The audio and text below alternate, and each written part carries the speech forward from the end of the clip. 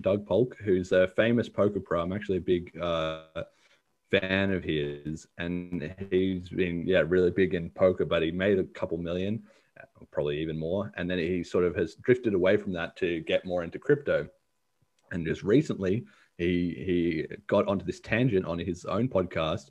He was talking to this guy Bryan Micon, who's a 2011 Bitcoiner, and they were talking about NFTs and all this sort of stuff. And then he said, look, what other coins are you into? And Bryan said, look, Bitcoin, Ethereum, Bitcoin Cash hasn't changed.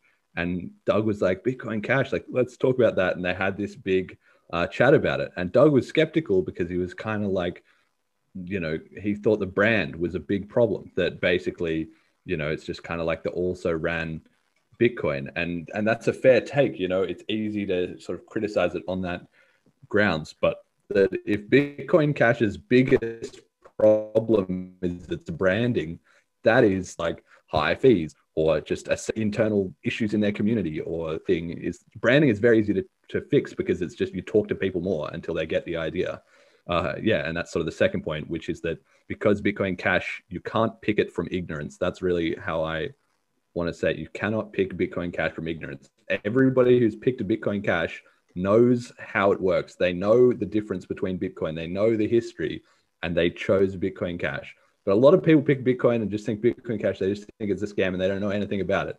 And so that's actually a weakness in Bitcoin. In the short term, it helps them get more people, but in the long term, they're not building an educated user base, and therefore cracks emerge in sort of different ways. So that is what I would put to Doug Polk about the Bitcoin Cash branding. Sure, it's not ideal, but we're not moving off it because we are Bitcoin, and that's what he acknowledges in the clip. He says, look, Bitcoin Cash, what I will give them credit for is they're not going anywhere. Like, they're not here to make a quick buck. They've been here a long time, and they're, serious about that. So he can recognize that it is a hardcore community, but he just hasn't quite made the leap that in the long run, that hard committed core is what drives, the end adoption, basically.